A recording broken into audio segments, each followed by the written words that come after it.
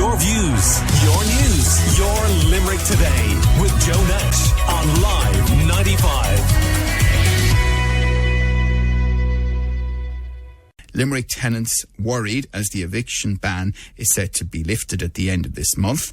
And only yesterday we were chatting to Megan Scully, and many of you will know Megan pretty well, journalist at the Limerick Leader, who recently received a notice of termination after living in her beloved apartment for 7 years. Here's a little of what she had to say to us on the show. Yeah, I love where I live.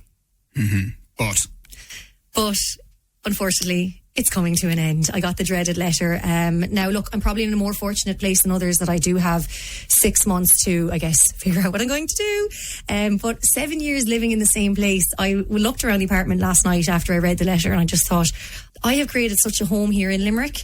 I actually have lived longer in this apartment than I have in my own home house. You build an emotional connection to your environment. Oh, I think everyone knows how much I love that apartment. It's my saviour. It's like my safe place. During lockdown, I spent 6 weeks on my own there at the very start, and I just really embraced it and really made the most of my time there. And I had the Three Bridges, thankfully, on my doorstep as my 2 kilometre. At that time, we could only go 2 kilometres. And I just really, I actually definitely had a connection to the apartment. I know that might sound crazy to say, but I definitely do. And I think I've gone through so much there in the last 7 years. I've had so many different, life-changing moments. I've had job changes. I've had relationships. I've had breakups. I've had just so much happen throughout that time. But one thing has always been remained, that place has been really happy for me, and it's just brought me so much joy.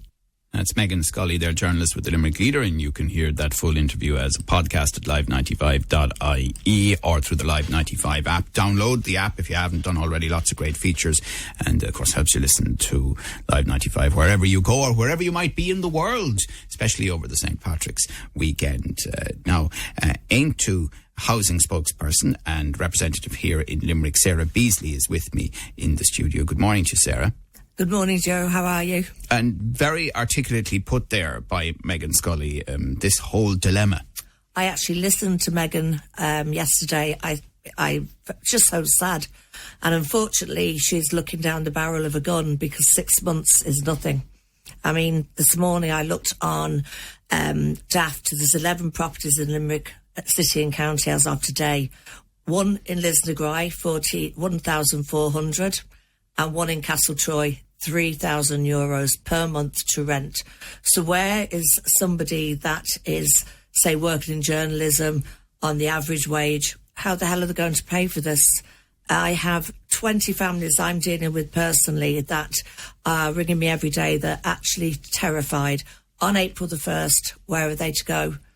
And the government is actually telling them to go to the Garda station. Well, I can tell you, Joe, if they go to the Garda station with children, Tussler will come and take those children. And that's what's happening to families today in Limerick and around the country. They're terrified. That's the only word I can use. And you have dealt, haven't you, with homelessness over the years? Yes. In 2018, I predicted that it would get much, much worse. But never did I expect to see. I mean, there's nearly 5,000 families going to be homeless on April the 1st. And the homeless action teams around the country say there is no accommodation. There's no hotels. There's no emergency accommodation, as in even a bed for the night, a hostel bed. So where are these families going to go? And I've heard two different views from people within the hotel industry. Some saying that they don't want to continue these contracts where they, for example, have Ukrainian refugees staying with them, but others suggesting that they might well do that. So either way, you have a crunch in that sector, don't you? People who will have it available for tourists, but maybe because Ukrainian refugees have moved on, or alternatively, people who keep Ukrainian refugees and don't have room necessarily for the tourists that will be coming in over the next 6 to 8 months. Yeah, what's happened in this country is that tourists are actually staying in housing, in Airbnbs, and families in hotels. we should be flipping that. Now, Aontú did introduce a bill in the Dáil to stop this long-term Airbnb. It was great during COVID. It helped families, survive. But now that has to stop. We need to get tourists back into hotels, and we have to get families back into homes. But there are legislative efforts being made, aren't there, on the whole Airbnb, specifically really targeted at cities where, That's right. The Airbnb short terms could indeed be long-term housing That's for right, people Joe. who need it. But there are others who are pointing out, well, if you apply that nationwide, you could also have an impact on tourism along the coast. That's The right. Kilkeys and the Ballybunions of this world, because they aren't right. necessarily going to be available for long-term housing anyway. Yeah, the housing crisis is difficult. There's no quick fix, but this lifting of the eviction ban has just sent people into they're just absolutely in bits. And for me, dealing with it on a day-to-day basis, until April the 1st, Limerick City and County Council will not give someone any idea where they will be going. So they've got pets, they've got dogs, they've got children. Children will be waking up on that day not knowing where they're going to come home.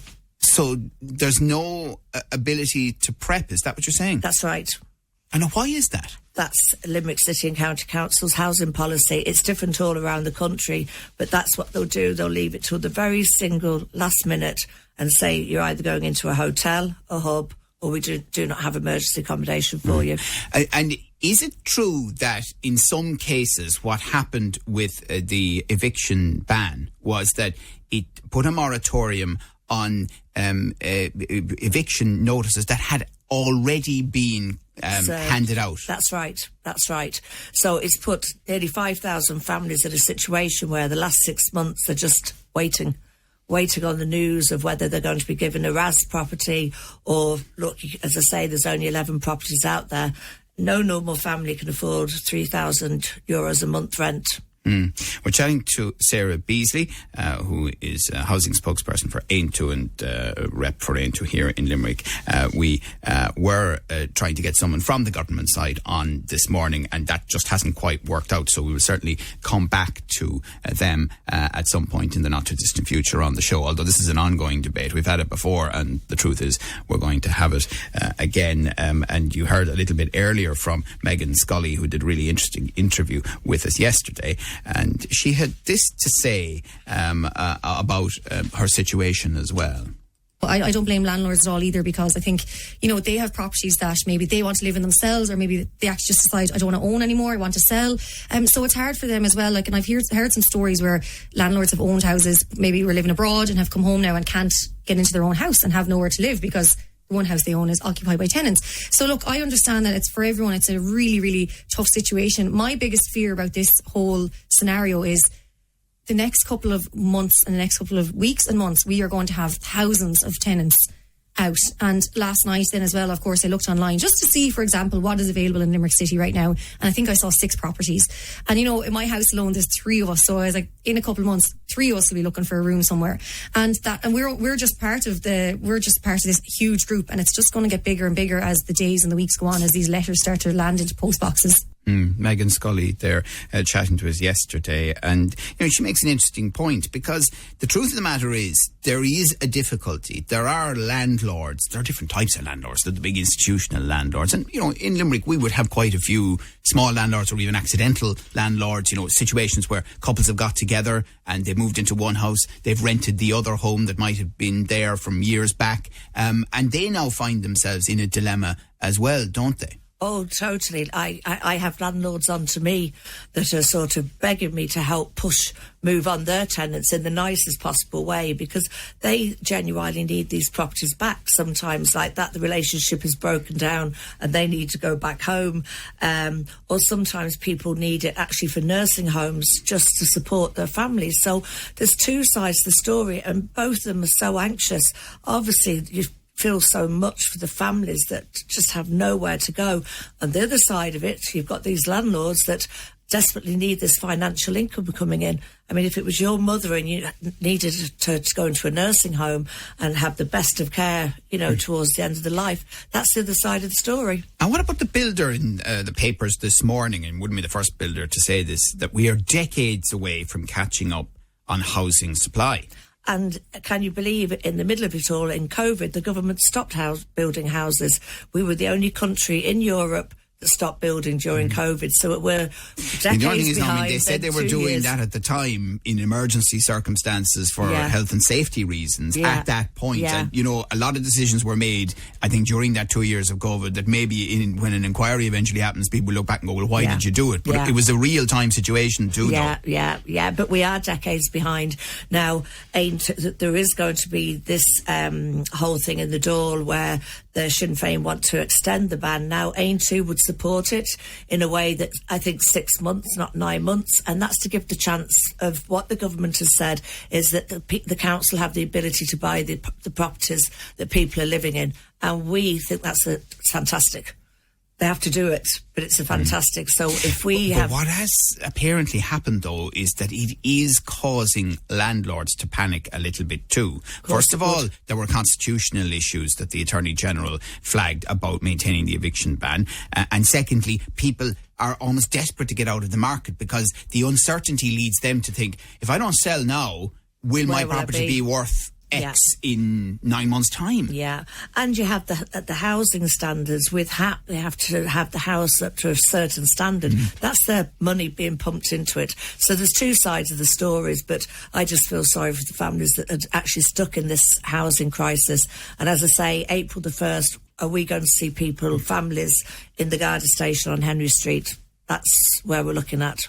You think that's where we're looking at? All right. And then the point that Megan was making, you know, that lots of people will find themselves in this situation. You know, it is your view that in April, May and June, we're going to see a lot of Limerick people in this difficulty? Definitely. Well, if there's 5,000 around the country, if we look at the percentage, we're talking of hundreds in Limerick. All right. Well, we're going to keep a very close eye on it. We thank you for your time today. As I say, we will hear from the government side shortly in a show over the next few days. And we're not on the air Friday, I should point out, because of St. Patrick's Day. But anyway, it's a subject that we will continue to come back to. But for the moment, housing spokesperson for Aontú, based here in Limerick, Sarah Beasley, thank you for your time. Thank you. Your views, your news, your Limerick Today with Joe Nash on Live 95.